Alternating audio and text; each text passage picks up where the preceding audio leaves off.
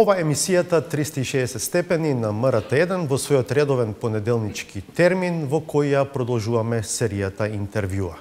Денеска сме во работните простории на шефот на државата, на Водно, а токму актуелниот претседател Стево Пендаровски е наш соговорник. Председателе, благодарам што ја прифативте поканата. Добро дојдовте. Случајот со двојното убиство на Вања Ѓорчевска и на Панче Жежовски е главна тема на јавна сцена периодов, а веројатно и ќе продолжи да биде со оглед на тоа што преку тој случај се прекршуваат многу прашања. Од тоа дали навремено МВР ја почнало истрагата за тоа како јавното обвинителство досега го води случајот, за потенцијална вклученост на еден од родителите во случајот, за општествената почва во која што обстојувал и растел феноменот Палчо, одговорноста на сите нас, на целото општество за сето тоа. Моето прво прашање до вас во овој контекст би било кој е вашиот впечаток, а може би имате информации како МВР и обвинителството се носат со случајот и со истрагата? Информациите што ги имам до сега за тој случај во оваа фаза се практично идентични кои јавност имаше прилика да ги дознае од пресконференциите на министрот и на јавниот обвинител. Премногу е рано за да дадеме заокружена оценка за постапувањето на сите органи, вклучително и на овие кои се во предистрага и истрага, бидејќи случајот е во многу почетна фаза. Од она што до сега може да се знае, се предпостави, вие зборувате за впечаток, поинаку не може да биде. Впечатокот е дека надлежните органи пред се Министерството за внатрешни работи прилично невообичаено за наши македонски или балкански услови, прилично брзо и прилично ефикасно ја заврши работата во оваа фаза. Гледам дури некои од коментаторите на социјални мрежи или по медиумите се прилично изненадени од тоа. Значи, мојот впечаток е, и мислам дека го дели генералната македонска јавност, дека МВР до овој момент заедно, во содейство според законот и со јавното обвинителство, одлично ја завршија работата до овој момент, од тоа што го знаеме до овој момент. Меѓутоа, предпоставувам дека од кога ќе биде испорачан главниот или прво обвинетиот, дека ќе се отворат и многу други слоеви, елементи, аспекти на овој случај, бидејќи очигледно е дека има тука различни влијанија, не зборам за луѓе, туку зборувам за еден социокултурен контекст, па и политички ако сакате, кој ги обликувал тие луѓе да дојдат до нивото да направат ваков грозен злостор. Ќе ве прашам за тоа уште малку околу базичната истрага. Од најголемата опозицијска партија ВМРО-ДПМН на дневна основа доаѓаат прашања со кои што се алудира на тоа дека истрагата доцнела и сега фокусот е главно на тоа дека доцнела потрагата по автомобилот на Панче Жежовски. Шеф на државата сте, но почетоците на вашата кариера се во МВР, водите тим за аналитика во еден период, во таа смисла повеќе ве прашувам.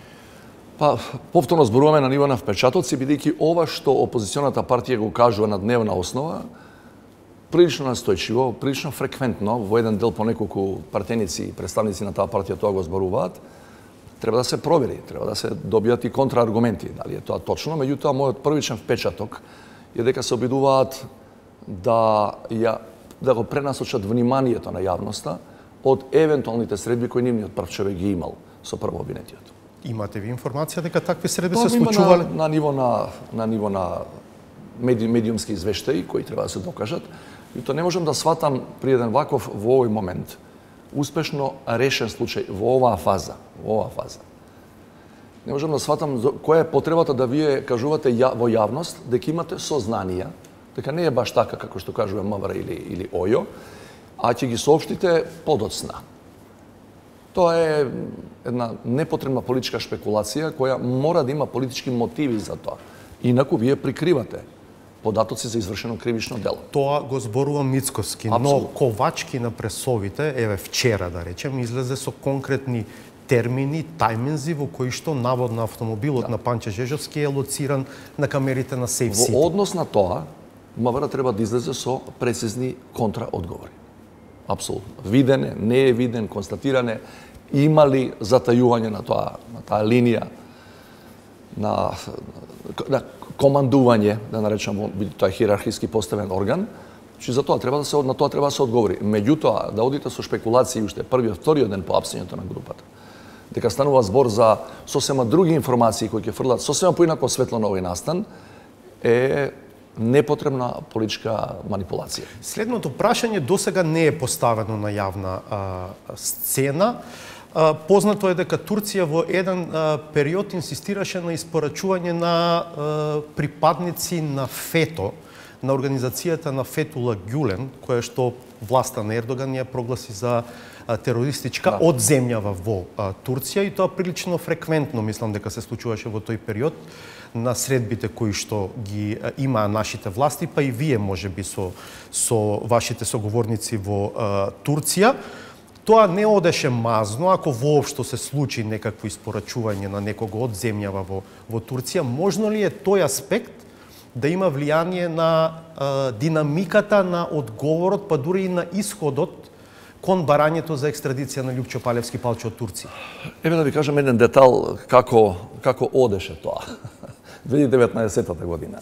Јас бев на регионална конференција во Сараево, имав посебна средба со Ердоган во тој период, а нам ни беше многу битно турскиот парламент да го ратификува нашиот протокол за пристапување кон НАТО. Во тој период Турското министерство за правда испорача барање за околу 15 лица во тој период, кои наводно се на територија на Македонија, а треба да бидат испорачани, за да тие размислуваат воопшто за ратификација. Јас му ја објаснив ситуацијата на председателот Ердоган од сите аспекти, вклучувајќи го и неспорниот факт дека ние сме членка на Алијансата, во која има и други прилично моќни држави кои кон нас испоставуваат сосема спротивни барања. Дека ако тоа и тоа се случи, дека ќе имате проблеми од друг тип, со други ратификации, во истиот процес на пристапување. Наредниот ден, председателот Ердоган совршено ме разбра. Наредниот ден, во турскиот парламент, координаторот на неговата пратеничка група, АК партијата, доби задача и во 24 сата ја ратификуваа таа спогодба. Тој пристапен протокол. Без воопшто да се побарува во однос на тие 15 лица нешто конкретно, иако во тоа време нашето македонско Министерство за правда даде дециден одговор дека еден добар дел од тие лица не се на наша територија, а за другите, до таа бројка од 15, побара дополнителни аргументи дека станува збор на вистина за припадници на терористичка организација. Ако добро ве разбирам, сакате да кажете темата е адакта. Во меѓувреме. Во меѓувреме не знам дали има некаква нова кореспонденција во рамки на таа меѓународна правна помош, како се нарекува, од турското Министерство за правда кон нашето, нешто поново последниве година-две. Според информациите кои се од разузнавачки карактер, кои ги добивам заради функцијата која ја извршувам, најголемиот дел од тие лица, можеби и сите, навистина повеќе не се на територијата на Македонија. И не очекувате ова прашање да влијае на до сега барањето за екстрадиција на едно на ниво, Палчо? инаку нема потреба да имате ваков случај за тоа прашање се покрене. Турските власти знае во тој период и по други поводи тоа да го покренуваат. До овој момент до мене не е дојдено такво барање. Инаку, да ви кажам најотворено, размислам овие денови да спратам порака до мојот колега Ердоган во таа насока дека очекуваме екстрадицијата на прво обвинетиот да се случи порано и побрзо. Иако може сега да го обвинат дека се мешате во независноста на судскиот систем може во таа работа Турција. на министерот за правда, кој тоа го направи, меѓутоа мислам дека е прекрупен случајот за да оставиме туку така да се одвија по некои бирократски коридори и тоа не да може да трае со месеци или со години. Предпоставам дека ја видовте изјавата на премиерот во неговото последно интервју, во кое што, меѓу другото, прашува што правел поранешниот председател на Либерално-демократската партија на средби со Љупчо Палевски Палчо минатата година, дека на францускиот председател Макрон му поставил прашање дали знае кого примаат на гости во француската амбасада во Скопје. Каков е вашиот коментар за оваа изјава? Прашањето го поставувам затоа што првиот кој што е споменат, со ваш указ е упатен да биде амбасадор на земјава во Словенија, а вториот ги има предадено акредитивните писма кај вас. За кого станува збор? Кој е вториот? За Бомгартнер, предпоставам, ако на него се однесува на изјавата. Мисле за францускиот амбасадор? Да. Значи, со мој указ е пратен господинот Милевски, меѓутоа на предлог на владата. Така оди процедурата. Јас немам никакви сознанија за тоа со кого Милевски некогаш се среќавал. вклучително и со Палевски. За да бидеме реални, Палевски беше и председател на некаква помала политичка партија. Предпоставам дека се среќавал и со многу новинари и со многу политички лидери во тој период, кога никој од тие негови соговорници не можел да предпостави дека тој, сега пак предпоставуваме, ќе биде двојниот убиец, не знам, година 2 или 3 од тој период. Во предлогот на владата за Милевски имаше само најдобри квалификации, зашто тој би требало да биде амбасадор наш во Словенија. Јас го прифатив тој предлог. Ако владата посака да го враќа, мора да ми прати повторно предлог и се разбира, мора да биде образложен зошто овој пат бара враќање негово, па ја на крајот као крајна инстанца за тие работи да одлучам. Тоа е официјалната и формалната процедура. Имате намера неформално да го прашате премиерот на што мислел? Па неформално ги имам прашани и премиерот и неформално ги имам прашани и францускиот амбасадор. И тоа се работи кои не се поврзани со вашето прашање и со негово евентуално враќање, ако мислите на тоа. И се разбира од... Има контроверзи во тоа што кои луѓе оделе на гости во француската амбасада? Не. По вас не. Да бидеме отворени, и македонската јавност тоа не го знае и не е работа да го знае. Тоа се специфични информации. Кај претходниот француски амбасадор доаѓаа луѓе кои беа контроверзни од така нареченото разузнавачко милје. Меѓутоа со овој амбасадор тоа не се случува, барем ја немам таков податок дека се случува. Дека се случувало и дека се случува. Споменавте во одговорот на едно од вашите претходни прашања колку имаат вина големите политички центри во држава, па и бизнис центри дури за одгледувањето на такви параполитички, парамедиумски центри кои потоа ни прават вакви дисторзии во општеството. И зошто не запре таа пракса? Ќе не треба уште една емисија зошто таа пракса постои и зошто ќе постои уште извесен период нанапред. Не можам да зборувам за конекцијата меѓу бизнис центрите и прво обвинетиот, бидејќи во тој дел не можам да видам информација која влече према случајот. Да е од битен сорт.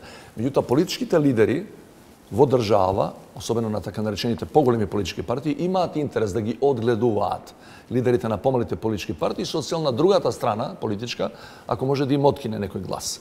Инаку ви тврдам, партија со толку активисти, колку што отприлика знаеме дека биле во таа политичка партија на прво обвинетиот, не може да се регистрира, треба 1000 пристапници, 1000 државјанства и тоа се прави најчесто, не алудирам на конкретниот случај, многу други случаи за кои знаеме од јавноста, најчесто се прави со помош на големите партии кои од своето членство даваат најголем дел од тие 1000 пристапници кои се неопходни да регистрират или после 4 години да пререгистрирате политички субјект. Да, не сум се занимавал со тоа прашање. Таа партија е легално регистрирана, така? Мислам, колку што знам, постои колку што знам, да, меѓутоа тоа треба да се провери во социјот регистар, но има седиште, има адреса на тоа седиште, има веб страница, има пресконференции кои ги пренесувате вие како медиуми, така што тие не би постоеле ако големите не им даваат чадор или бекграунд или грб за да можат воопшто да постојат. Веќе порано беше решението 10 мина може да формираат политичка партија и тоа беше лесно достигливо. Сега со 1000 пристапници дадени во посебна процедура, заверени на нотари, така натаму државјанства, тоа не е баш едноставно и во тоа е проблемот. Велам, го прават за добивање ситни политички поени, ако можеш да му наштетиш на политичкиот противник. Да се вратиме 15 на години наназад, ако паметите, една од тие небитни политички партии на изборите, ако не се лажам, 2008-та настапуваше со дублери, со двојници, кои има идентични имиња како вистинските носители на листи. Зошто постоја? Затоа што една политичка партија во тоа време сакаше да ги злоупотреби, да направи конфузија кај дел од гласачкото тело и тие да и дадат гласови на тој, да му дадат гласови на тој политички субјект. За некои од овие структури се врзуваат влијание од надвор. Може ли таква врска да се влече во конкретниот случај или не? Во делот на сознанијата, значи непотврдени судски процеси, бидејќи такви нема, прво обвинетиот беше поврзан со елементи кои работеа на проруската агенда во Македонија. За жал, според истите сознанија, тој беше врзан и со некои високи црковни великодостојници во Македонската православна црква. Но дали може сега од него да се влече врска кон овој криминалниот случај, последното двојно убиство, а поврзано со тие надворешни влијанија? Во раната фаза на случајот, не можам да видам до сега од оно што е јавно познато како податок, меѓутоа да оставиме сепак процедурата да го, и судскиот процес да си го покаже своето. Многу е битно прво винетиот да дојде, да го соочите со овие останати 3/4 кои се сега во притвор, за да се види дали тие нивни вербални искази кои префрлаат вината на прво винетиот сега се точни. Само низ таква контрадикција во судската постапка можеме да ја знаеме вистината за случајот.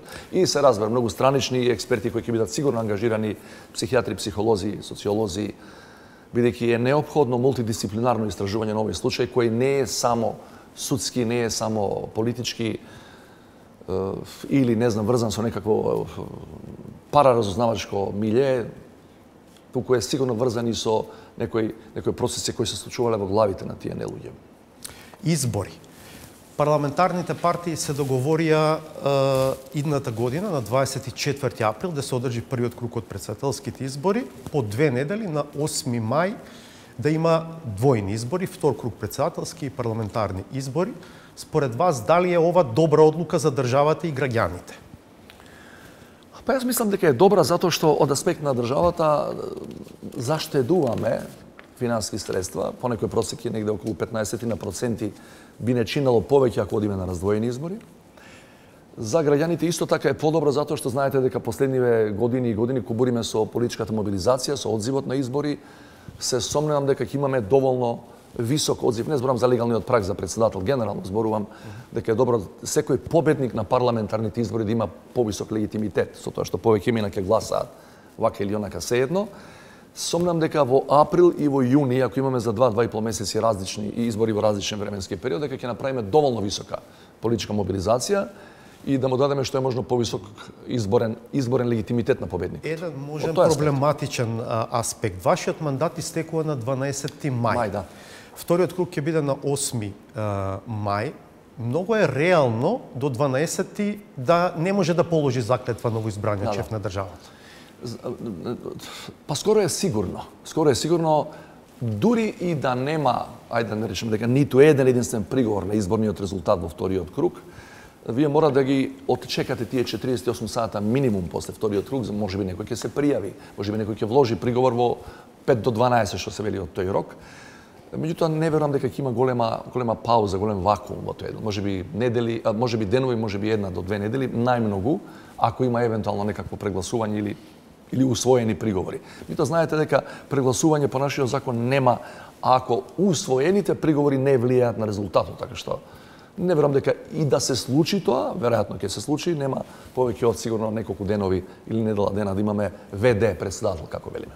Иако рековте дека во овој момент не размислувате за втор мандат, дали оваа одлука да се оди на двојни избори на 8 мај политички вам лично ви конвенира, ако сепак сте кандидат за председател? Да, во предпоставена ситуација не верувам дека ми додава или ми одзема било што. И истото го мислам и за другите потенцијални кандидати. Знаете, не може некој да ме убеди дека ако вие имате рейтинг или немате рейтинг во април, тоа ќе го изгубите или ќе додадете во јуни. Или имате или немате. Треба не знам каков скандал или глупост да се случи. Дали ДУИ може да ги мобилизира своите гласачи, ако предпоставено ве поддржи на председателските избори на ист начин, ако се одвоени председателските избори и ако вториот круг не е споен со парламентарни. Тоа не е само дилема за ДУИ, тоа е дилема за сите албански политички партии. Ете, ние сме со години етнички поларизирано општество. Тоа се одразува и во политичката сфера. Значи сите така наречени албански или политички субјекти на албанците во Македонија ќе имаат проблем да мобилизираат свое членство во вториот круг ако се условно кажано двајца македонци. Секој пат е тоа проблем да ги мобилизирате и тоа е проблем кој оди генерално на целиот тој политички блок на албански политички партии. Не е само специфично за ДУИ. Што ќе биде клучно кога ќе носите одлуката, дали би влегле повторно во трка за шеф на држава? Поддршката, тука има две компоненти, сум ги зборувал, поддршката од политичките субјекти, но не помалку, ако не и повеќе, поддршката од граѓаните. Гледате ли анкети периодов? Да. И? Анкетите не се лоши по мене. За вас? Да. Меѓутоа, анкетите се однесуваат на предпоставената сила на политичките субјекти. За сега во овој временски период потешко се мери она што го нарекуваме граѓански блок или луѓе кои не се асоцирани со партиските електорати, кои не се членови на политички партии, што тие генерално, некаде на некој анкетинат 60% велат дека не сме заинтересирани во принцип да гласаме. Меѓутоа, кога ќе бидете соочени, да речеме, во вториот круг со сосема конкретна понуда, едниот, другиот, едната или другата, опција во тој случај, еден значаен дел од нив ќе се решат. Бидејќи нашите избори ретко биле многу на малку, да се изразам народски, таа мала маргина на тие што ќе решат да гласаат во вториот круг може да го реши победникот. Само да подсетам. 2014 година, зад мојата кандидатура 14 застана 18 политички партии. 2019 застана 31 политичка партија. Повторно, само со поддршка на политичките партии не е можно да бидете председател. Потребно е и овој дел што го нарекуваме граѓански, неврзан со политичките партии, да се реши да ви даде глас, затоа што само со збирот или акумулацијата на чисто партиските електорати не можете да станете победник. Тоа се случува и во поголемите македонски градови кога има избори за градоначалник, а не пак за председател. Дали ми е логично прашањето? Дали ова значи дека можеби ќе собирате потписи за кандидатура ако решите да бидете Да, се вратиме повторно назад, и 14 и 19 собирав потписи. Собирав и потписи. Два се начините да се кандидирате. Едниот е најмалку 30 пратенички потписи, и 10.000 потписи на гласачи, на избирачи. И во двете инстанции претходно собирав, затоа што сакам да покажам дека ми е значаен и тоа како граѓански сегмент. Гледате, имате конкуренција во СДСМ? Не можам да го коментирам тој дел, затоа што станува збор за внатрешно партиска процедура и сепак постапка која се води во рамки на тој политички субјект, каде што ја не сум член. Неблагодарно е од страна да кажам имате или немате вие достојни кандидати, затоа не би го коментирал. Ако во овој момент на скала од 1 до 10 треба да кажете дали ќе ни се повтори изборната трка од 2019-та, при што 10 е сигурно ќе се повтори, а 1 нема шанса да се повтори, што би рекли? Пред се мислам на Пендаровски и Сијановски. Ако ме прошувате денес, веќе сме декември, шансите да се кандидирам се поголеми отколку да не се кандидирам.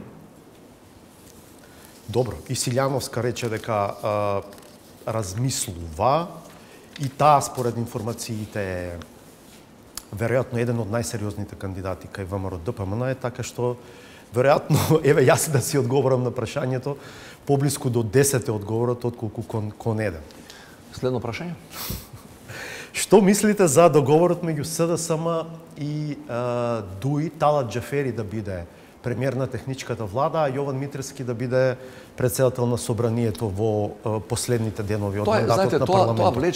Тоа влече своја основа има во 2017 која е правена, се извинам, 2020 кога е правена таа влада, и тој договор тогаш меѓу Заев и Али Ахмети за последните 100 дена, предлог на ДУИ Албанец да биде премиер, не можам да се мешам во тој дел, бидејќи тоа меѓу владин, тоаш меѓу партиски договор, и тој еве го обстојува до крај.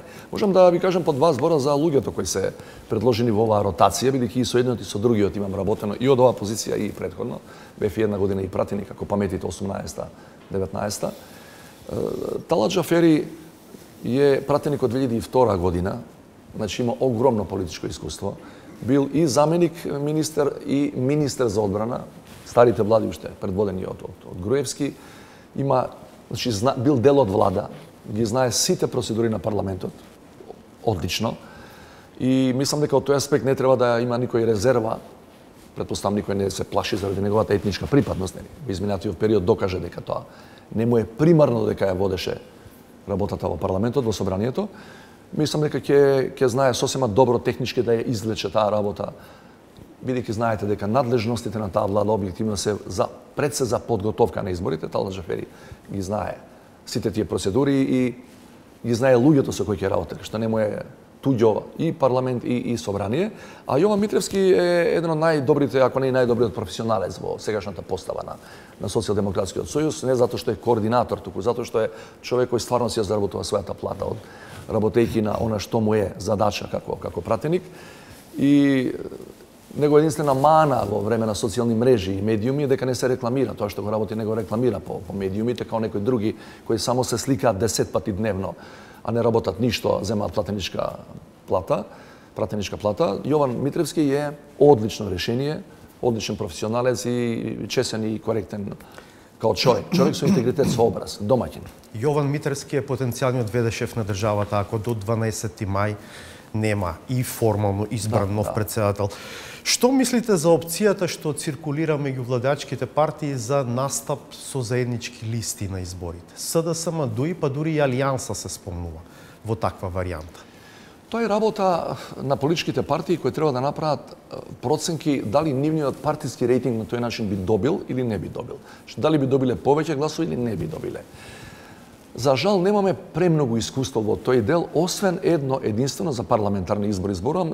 Станува збор за зборуваме да преведеме на друг начин за предизборни меѓуетнички коалиции. Имаме само едно такво искуство 2020 СДСМ и БЕСА. И се покажа можеби клучно за победата на СДСМ. Клучно во делот на гласовите, во делот на пратениците, тие два мандата плюс.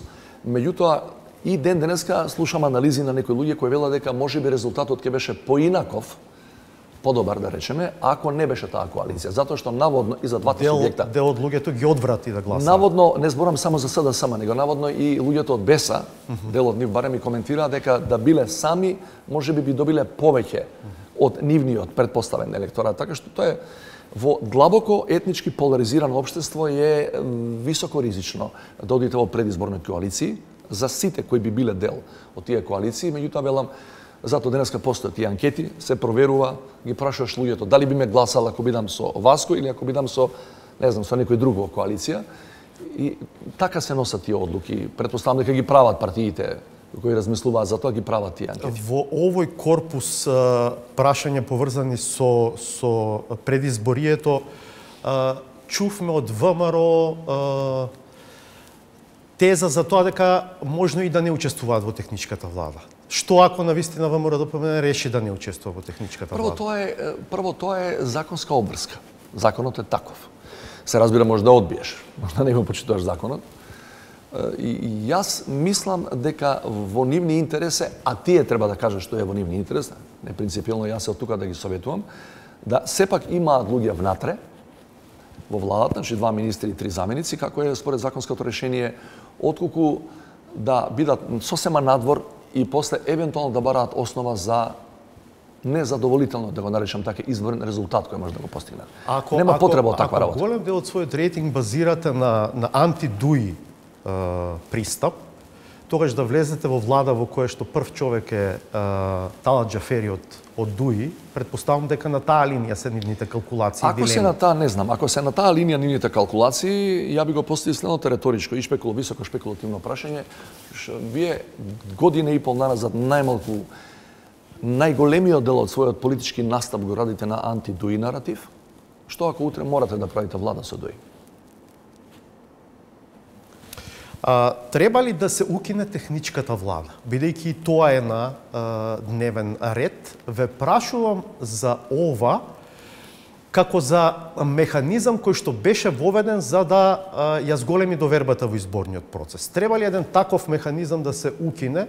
Јас и на премиерот му го поставив ова прашање во оваа смисла. Видовме дека опозицијата може да победува на избори кога СДСМ, условно кажано, е на власт и организира избори. Се уште не сме виделе по воведувањето на овој механизам дека СДСМ како опозиција може да победува кога ВМРО од позиција на власт би организирало избори. Мојата проценка е како човек кој е надвор од тие меѓупартиски или интрапартиски калкулации, дека гледајќи ја длабоката недоверба меѓу главните политички субјекти во Македонија, по било кое прашање.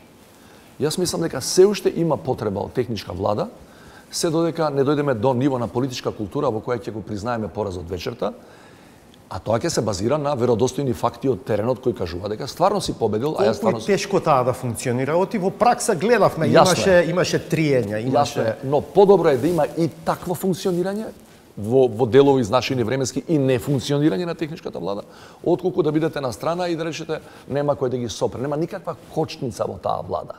Влези внатре, макар еден од 100 случаи, ако го спречиш во таа насока, е добро и за тебе, добро и за македонската демократија. Од областите во кои имате директни ингеренции како шеф на државата, сакам да ве прашам за пораката на новиот помошник државен секретар на САД, Джеймс или Джим О'Брајан, кој во контекст на противењето на опозицијата на уставните измени порача дека тој не би гласал за некој кој што вели дека може би има подобра понуда, не кажува каква е таа, а не кажува ни зошто таа би била прифатлива за другите. Како ја разбирате таа порака? Особено што толку директни пораки немавме, дури мислам дека ни во периодот на пост-преспа, кога требаше да се усвојуваат уставните измени за решавање на прашањето за името. Не сум изненаден. Не сум изненаден. Јас имав средба со Джим О'Брајен во септември на маргините на Обединените нации. Слични формулации употребуваше. Добро, едно се приватните средби, друго е јавна порака. Се согласувам. Видите, Джим О'Брајен доаѓа од засега најголемата светска суперсила. Толку се големи да е сосема небитно за нив дали некој локален маргинален политички играч, кој спаѓаме сите ние. На патот на нивниот национален интерес. Велат многу пати стратешки интереси, да влезете и во Европска унија, освен во НАТО, во ситуација која имате стварно една неверојатна турбуленција и промена на геополитичкиот контекст со војната во Украина, па дури ако сакате и со овој конфликт меѓу Израел и Хамас, кој има реперкусии на регионално и на локално ниво.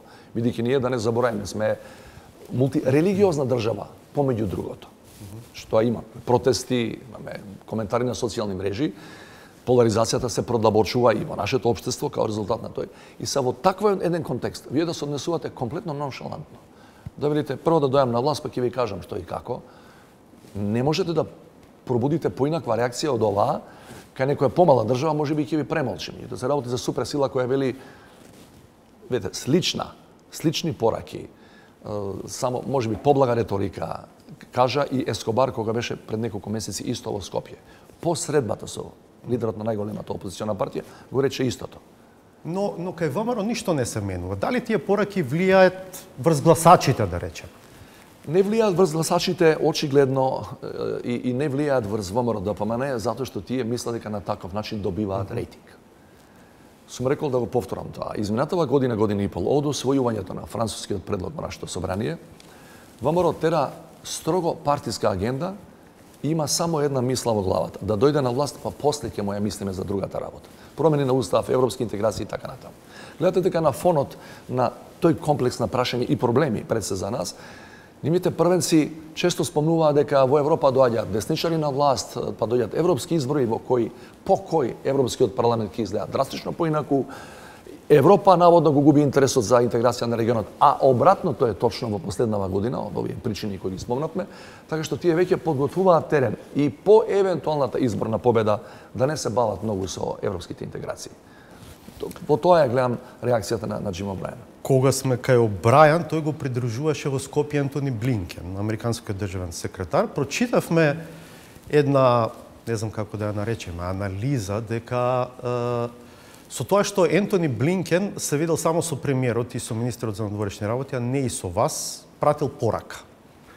Нели беше логично Блинкен да се види навистина и со вас? Во тие неколку часа во кои што беше во Скопје. Беше логично, меѓутоа јас и тоа и бриферот на тој текст и тој што го напишал тој текст многу добро знае дека ја во моментот кога Блинкен доаѓа во Македонија, јас сум на пат за Дубај, за конференцијата за климатски промени на Обединените нации. Меѓу другото. Инаку со Блинкен се видов лани на Мадридскиот самит, беше еден од луѓето со кои го разговаравме францускиот предлог, неговите последни модификации. Со Блинкен сум имал најмалку 2 телефонски разговори оваа година само на овие теми за кои разговараме, домашниве, уставни промени и така натаму. Илузорно е некој да се обидува да протнува во јавноста, во медиумите, теза дека претседателот е изолиран од американците. Немате проблеми во релацијата со калето, што би рекле? Апсолутно, никогаш и сум немал. Значи, од 2001-та, од кога станав советник за национална безбедност на тогашниот претседател Трајковски, до денес немам ниту еден прекин во комуникацијата со Америка. Каде го гледате излезот од блокадата на европските интеграции? Каде, како, во какви околности би се случили уставните измени?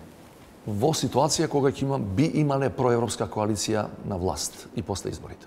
Бидејќи е јасно дека до избори таква промена на устав е невозможна. Ама бројките, дури и да има шанси да се состави мнозинство во парламентот на основата на која што зборувате, многу тешко тоа ќе има 2/3 само. Не велам дека е лесно, меѓутоа знам дека ако се направат бројки во обратна насока од овие кои не се многу за Европа и тоа него ни кријат, не кажувајќи ја алтернативата и предлогот што мислат да прават ако би биле на власт, тогаш бројките ќе бидат уште полоши во таа смисла. Тогаш не можете да размислувате за било каква варијанта да се движите кон Европа. Бидејќи тие ќе имаат според нивните јавни најави и други приоритети. Економска обнова на Македонија, враќање на не знам кој грб од не знам која година и така натаму. Практично една прилично затворена, да не наречаме, на суверенистичка агенда која не кореспондира со најновите трендови во клучните европски држави. ЕУ од своји геополитички причини сака да покаже однос кон Украина, а и кон Молдавија. Личи дека ќе ги стави двете земји на некаков забрзан пат кон ЕУ. При тоа Западниот Балкан веројатно ќе продолжи да каска, колку тоа помага или одмага во македонската евроинтеграцијска приказна. Се разбере дека не помага. Замислите предпоставена ситуација во која Украина и Молдавија на пример добиваат почеток на преговори, а Балканот е заборавен. Каков рейтинг, имидж, атрактивност ќе има европскиот модел? Разговарате ли ово прашање со европските представници? Последниот пат со фон дер Лајен, која таа е една од оние кои заговараат брза пруга за Украина и за Молдавија, ја прашав и ги предочив нашите аргументи и реков немаме ништо против интеграцијата на тие држави. Паметите, пред неполна година дена јас пратив лично писмо до Зеленски во која реков немаме против вашата интеграција, само бараме ние да не бидеме заборавени. Таква свест постои во Европа, иако се гледа нагласено форсирање на Украина и на Молдавија заради ужасната ситуација во која се наоѓа пред се првата земја, со 20% окупирана територија, тоа нема да се случи. Значи, Украина и Молдавија нема да добијат сега почеток на преговори, затоа што има неколку земји членки кои заради собствени резони, а и затоа што Западниот Балкан не сме да биде ставен на вториот колосек, нема да дозволат Украина да напредува во таа смисла. Меѓутоа, самото резонирање дека држава која не контролира петина од својата територија треба да биде понапред во европското размислување за интеграција, зборува лошо за реалните намери на Европската Унија во овој состав за Западниот Балкан од Босна и Херцеговина до преку Косово, Србија, Црна Гора, Албанија и Македонија да разговара воопшто за нашите интеграции. И ова што сакам секој пат го додавам, не сум убеден во искреноста на изјавите кои некои првенци на Европската Унија ги даваат за 2030 како крајен рок, само од една единствена причина, зошто ги даваат во последните месеци од својот 5-годишен мандат. Шарл Мишел има дадено Шарл Мишел, кој инсистира на тоа, другите не се согласуваат, тој тоа го вели.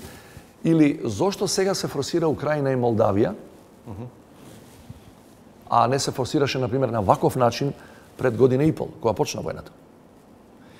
Јас се предпоставувам дека Европската Унија во оваа постава сака да остави наследство, дека во нашиот мандат, не знам, Косово добило визна либерализација, Македонија продолжила со преговори, Албанија продолжила со преговори, Украина и Молдавија почнали и така натаму. Меѓутоа, морате да имате и освен геостратешки или лични или кариерни мотиви, мора да имате и издржани логични резони зашто тоа го правите. Не можете само да ги броите луѓето кои во ваше портфолио, во ваше време напредувале, без да оставите следната постава на Европскиот парламент да има основа да продолжи врз тоа. Сакам да тестирам една следна теза. Можно ли е веќе да сме влезени во ново пост-букурешко сценарио? Се сеќаваме на ветото од Грција 2008 година, за чии исцрпување беа потребни цели 10 години, заклучно со договорот од Преспа. Можно ли е веќе да живееме ново такво сценарио, во кое што веќе сме влезени и ќе ни требаат можеби 10 години за да излеземе од него, затоа што реални да бидеме, ентузијазам во општеството на тема ЕУ не постои. За поддршка на уставните измени ги гледаме бројките, особено кај етничките македонци се прилично ниски. Да. Ентузијазмот за приклучување кон Европската Унија не постои ни близу на оној ниво на кој беше до пред само 2-3 години. Ако зборувате само за етничките македонци, тамо нема мнозинство дури. Под 50% велат да, зборувам под овие услови, не во принцип. Имате една, предпоставам, ненамерна замена на тези во некои анкети кои ги презентираат во јавноста Има две прашања. Дали сакате да станеме членка на ЕУ? 90% велат да. Кога ќе ги прашате дали ако треба да го решиме проблемот со Бугарија овој уставните промени, тогаш ги гледаме реалните бројки. Не прашувате абстрактно дали сакате да бидете дел таму. Така што за тоа во еден значаен дел е КБЕ Европската унија. Што не држеше 2 децении под различни изговори во чекалната. Меѓутоа последниве години и пол од за мене сосема неразбирливи причини, од теснопартиски интереси, главната опозициона партија започна да се однесува на антиевропски начин, без било каква потреба за тоа. Предпоставуваме, ајде да речеме дека утре тие ќе бидат на власт. Што ќе се случи? Ќе молат утрешната опозиција да им даде 2/3. Значи, од тој аспект не можам да разберам, бидејќи станува збор за прилично бенигно прашање. 7 народи и делови од народи имаме во Уставот, сакаме да ставиме уште 6. Каде е опасноста за интегритетот на Македонија? Каде? Од оние барања, идентитет, јазик, историја, ревизија, комплет, што беше првичното бугарско барање. Доаѓаме, тоа го нема воопшто, доаѓаме само бугарите во Устав, кај што имаме, велам, 7 народи и делови од народи, и тие велат не, прво да дојдеме на власт. И затоа мислам дека ние, за жал, според реториката на ова иста партија, која 2008 го правеше тоа, влегуваме во постбукурешко сценарио. Не знам дали ќе ни треба 10 години, колку време ќе ни треба. Не можам да видам ситуација во која ние би можеле во текот на ова година да го промениме Уставот, дури и при променета политичка констелација во парламентот. Корупција, болна тема за општеството и за власта. Една од институциите за кои има најмногу критики е Судскиот совет, а дел од членовите таму се избрани на ваш предлог. Моето прашање е, чувствувате ли некаква политичка одговорност за тоа што се случува во Судскиот совет, со оглед на тоа што индиректно сте вклучени во ако ми е некакво оправдување, а е некакво оправдување, тие не се мои директни предлози, туку не се мои директни решенија, се извинувам, бидејќи ги бира парламентот. Јас ги предлагам и сум го кажал многу пати. Велат, зошто сте предложиле, двата предлога се мои последни, што беа, не се лажам, последни. Им кажувам дека морав претходно да направам координација и консултација со пратениците и пратеничките групи во парламентот, бидејќи тие бираат. Им кажувам пример. Пред неколку години, во време на претходниот председател Иванов, дава предлог Иванов за член на Судски совет од помалобројните етнички заедници. Година дена тој предлог не излегува од фиоката кај на спикерот на парламентот. Зошто? Затоа што нема расположение кај двете главни пратенички групи да го гласаат. Имате варијанта да предлагате до безвест и никој да не ги зема во предвид, да не ги става на дневен ред тие предлози, или да разговарате со луѓето. Значи, предлозите иницијални, практично, за тие луѓе кои ја претходно не сум ни ги познавал, освен консултација која сум ја правил со стручни правни кругови, доаѓаше од политичките партии кои го сочинуваат мнозинството. Значи, тоа е некаква дистанца од тоа како тие работат таму. Среќен ли сте со нивната работа? Гледате, што се случува во врска со најизвиканиот предлог во јавноста, со Дамева, која беше контроверзно сменета од председател на Судскиот совет, а е мој предлог, гласена во собранието. На крајот, после сите тие турбуленции кои беа чист срам за нас, како држава, како општество, како луѓе, за сите. На крајот, според реакциите што ги гледам од клучните амбасади тука, од невладините кои се бават со тие прашања во невладиниот сектор, таа излезе и јунак на крајот, бидејќи таа наводно предучуваше неправилности или девијантни појави кои се случувале во Судскиот совет, а претходно првичните критики беа како може судски приправник да биде тамо член, па дури да председава со тие другите. На крајот гледате како со оглед на незините конкретни постапувања во јавноста се стекна впечаток дека е неправедно сменета, дека добро си ја работала работата до тој момент. Меѓутоа, во целина, мојот став беше, иако немам никаква надлежност во тој да се разбира, дека сите тие требаше да поднесат оставка после оние бруки што ги приредија во јавно презентираните седници на медиумите, да се изберат сосема нови луѓе со широк политички консензус и да тргнеме од ново. Ги чекаме препораките од оценската мисија на ЕУ, па ќе видиме, можеби ќе бидат дел во ова насока. Уште една болна тема се измените на кривичниот законник. Од денешна дистанца, имајќи ги предвид сите реакции и последици врз предметите, особено оние на поранешното СЈО, дали би постапиле исто? Дали повторно би го подпишале указот за прогласување на тие измени на кривичниот закон? Имам само една до две дилеми во однос на тоа. Значи, указот би го подпишал. Меѓутоа, заради европското знаменце кое беше исфорсирано во тој случај, криво ми е што немавме повеќе време да тоа го расчлениме и да го анализираме во јавноста. Зошто не го искористите правото на суспензивно вето? Можевте да го вратите и да покажете однос, не дека тие потоа не можеа да ви го вратат пак да го подпишете. Океј, разбирам. Ајде да се вратиме на првиот одговор што ти го дав. Значи, ја тврдам дека таму постојат аргументи кои стојат, кои се во прилог на направените измени. Во однос на 353, во однос на последниот став, во однос на оно што го има видено како нацрт верзија во предлогот, не знам зошто го чекаат 3 години го прават, на кривичниот законник, каде што тој став последен ќе биде заменен со измама во врска со јавни набавки. Европска пракса, германско законодавство и така натаму и така натаму. Значи, тука владата имаше аргументи. За мене неразбирливо, и тука е нивната примарна грешка, која мене не ми остави доволно простор, и со се враќање. Ќе го изгласат наредниот ден, немате време за стручна дебата. Ја тврдам дека тука имаше аргументи кои владата и сите ние, и јавноста, можевме подобро да ги објасниме на луѓето. Дека не станува збор за враќање на Груевски, не станува збор за скриена амнестија, станува збор за норма која во претходниот облик и содржина беше каучук норма. И можеше се да ставиш. Наместо тоа требаше да ставиме стегната норма според која многу повеќе луѓе ќе беа одсудени. И втората работа, што е битна, а не беше доволно кажана. Имаме 7 до 8 години предмети кои од некогашното СЈО беа судени, немаше ни првостепена пресуда за многу од нив. Кој верува дека ако имаш уште 8 или 10 или 15 години дека тие ќе беа одсудени?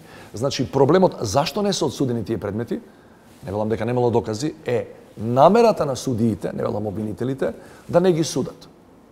И наместо се концентрираме тоа зошто некој предмет стои во фиока со години, ние велиме ама нема доволно време. Има доволно време. 8 години од 2015, а некои не се чепнати. Или оние случаи во кои знаете дека поротникот оди во јуни во пензија, 2 дена претходно никој не знае дека оди во пензија и се почнува наново. Проблемите за несудењето на високите функционери лежат на друго место, не во законските норми. Меѓутоа, велам, жалам што немавме повеќе време заради делумната злоупотреба на европското знаменце, велам делумна затоа што во делот на конфискацијата на имотот таму постои јасна европска директива. И тоа не е единствениот пример за кој што има забелешки за злоупотреба на европското знаме. Имаме европски извештај, последниот прогрес репорт што е на Европската комисија, во кој забележува за серија такви примери. Деновиве до мене доаѓаат информации дека наводно со велам наводно бидејќи тоа е во рамки на парламентот, не е дојдено кај мене, дека наводно во парламентарна процедура повторно со европско знаменце е законот за игри на среќа. Ја не можам да верувам дека навистина до крај тоа ќе се случи, дека со европско знаменце вие би форсирале закон за кој е јасно уште од сега дека не постои јасна европска директива, наспроти сите оние критики кои ги имавме и од САД, кој не се членка на Европската унија, а не пак само од евроамбасадорот тука во Скопје. Значи јас се надам дека нема владава да ги турка и покрај сите тие лавина од критики само на таа точка, да ги турка законите кои нема потреба да бидат туркани со европско знаменце и завршувани за 3 дена дебата. Туку треба стварно да остави да се разговара пошироко, се направи поширока општествена дебата, бидејќи многу судбини, кариери, обстанок на многу луѓе, на многу наши граѓани е засегнат со конкретниот закон и со некои други закони кои се во процедура. Да не ви се налути дуј. Морам да ви кажам, значи, кога враќаме еден закон, ако паметите, го вратив законот за илегални градби, година и пол пред 2, и тој не беше донесен повторно, да. Во кој беше во очи на локалните избори, морам да ви кажам дека пристигна од не само од тој политички субјект, од сите политички субјекти без малку на таа влада, пристигна приговори посредно до мене, меѓутоа аргументите беа неспорно на моја страна. Неспорно. Че не стануваше збор тогаш за решавање на социјалните прашања и проблеми на 50.000 бескуќници, туку стануваше збор тоа што некои политички субјекти, сакаа да им учинат, како велиме во жаргон, на некои своји локални финансиери и спонзори. Привршуваме. Имам уште 2 прашања. Едното е за тоа што многу интересно се појавивте во предизборен спот на Српската напредна странка, на претседателот Вучич, сосема неочекувано. Ако некој во Македонија може да кажеме дека е на власт, има дистанца некаква во релацијата со српската власт, Тоа сте вие. Не се согласувам со дистанцата, не се согласувам, не. Не, мојата дистанца не постои. Мислам дека најдобар доказ во обратна насока е последната прослава на Прокопченски, каде што бев пречекан лично од српскиот председател на светилиштето на македонската државност. Немам таков впечатление. Печатокот ми е дека премиерот е во поблиска релација со Вучич, но еве вие два пати мислам дека ви имаше во еден спот што го видовте, изненаден бевте? Па изненаден бев затоа што не побара согласност од мене за тој спот. Му напишав една порака во врска со тоа. Му викам за тоа дека ме ставил во спотот и не со критика се разбира. Му викам бев изненаден што се видов во предизборен спот. И тоа е спот за спортска компетиција, како вели, за спортски надпревари и веројатно немат премногу такви многу сцени во кои се надпреварал со некој странски државник, а ги користи приликите, сцените во кои ја и тој играме шах, баш по истиот повод на 2 август. Така што не мислам дека е необично. Има луѓе кои снимаат цели спотови и од Македонија снимаат цели спотови за таа кампања и во други држави кои се случуваат. Не станува збор за тоа, да. Не станува збор за тоа. Мислам дека е сепак гест на пријателство, иако некои луѓе и така го толкуваат се од аспект на тоа ако е ова просрпски, ова е антиалбански или обратно. Мислам дека во тој триаголник Приштина, Белград, Скопје што најдобро се види за време на Охридските преговори во март месец во тој диалог Белград-Приштина, мислам дека со многу напори, тоа барем јас лично, држаме на една пристојна, коректна дистанца и во исто време и пристојна и коректна соработка со Белград и со Приштина. Не гледам дека тука некој нешто може да ми забележи. Конечно да се пошегуваме малце, можеби во тој спот му треба и луѓе кои ќе му донесат плюс поени тамо. Јас сум еден од ретките во регионот кој тоа го може да. Да, еден од ретките веројатно со прозападна ориентација, па и во тој спот. За крај, деновиве по социјалните мрежи вирално е едно видео на кој се гледате станат во сала како плескате со рацете и ја подпевнувате земјо македонска. Кој душман ќе влезе, тој жив нема да излезе Македонија. Станува збор за концерт по повод 100 годишнината од реагирањето на чудно ми е да тоа сега го вадат, затоа што станува збор за 100 години од реагирањето на Васка Илиева, каде што бевме поканети со сопругата од страна на Танец, кој беше формален организатор. Тоа се случи пред месец дена и концертот завршува со химната по која би претпоставам најмногу препознатлива Васка Илиева со таа песна, која цела сала стана. Ме чуди зошто сега го објавуваат и гледам некои квази патриотски некои центри критикуваат. Да, велат председателот државата не ја вика така во своите јавни настапи, го користи уставното име, а сега пее за Македонија. Инаку за тие стручњаци, вие тоа го знаете дека народното творештво не е чепнато со Преспанскиот договор. Тамо кај што е Македонија, тамо нема никаква интервенција со тој политички договор, но не и се. Тоа е снимано од МТВ. Тоа е снимано од МТВ и емитувано од државната телевизија. Тоа што ме чуди што сега го објавуваат тоа и апсолутно неспорно е, спонтанна реакција. Цела сала беше станата и сите ја пеевме таа песна која ни е практично во крвта, во вените од најмлади години влезена и нема никаква врска со избори, со купување гласови, со додворување на некои наводни патриотски. Тоа е едно од најпознатите македонски песни и не можам да имам никакво политиканство во тоа. Благодарам за овој разговор. Благодарам за поканата. Вам, почитувани, ви благодарам за вниманието. До крајот на емисијата одгледајте и новата саботажа. Јас ви закажувам нова средба в четврток во 20:15. Пријатно.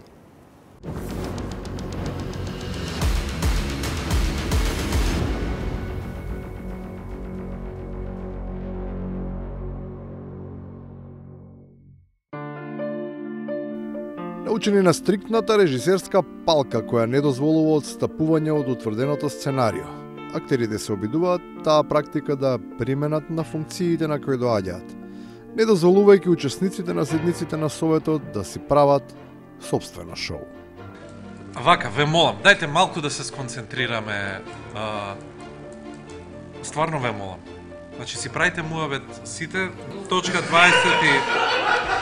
24 предлог решение за разрешување на членови на во општинскиот совет ви треба пауза?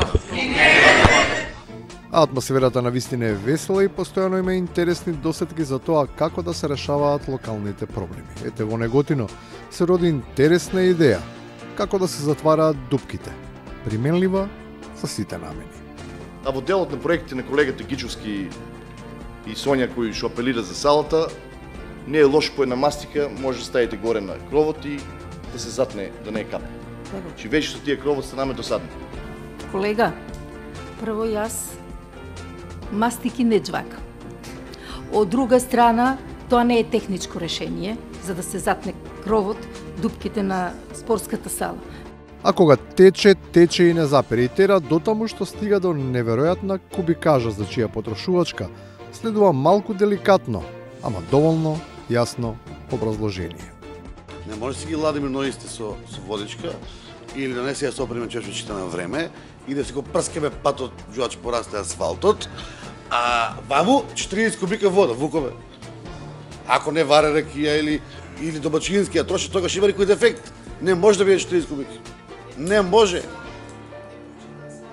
Не молим те саветнички, ти многу паметна испадна, да ни кажеш не прочитан сад.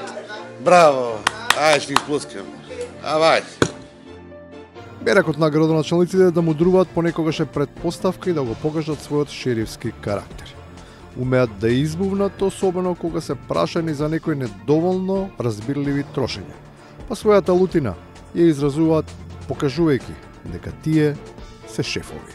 Не знам кои деманти тражиш од член на управен одбор. Директорката ќе ја викам. Сакаш сега да викам? Дај пауза директорката. Немам потреба од директорката. Страстите умеат да се расплантат, па ситуацијата вербално да ескалира до степен што советниците меѓу себе ќе си ги затвараат устите.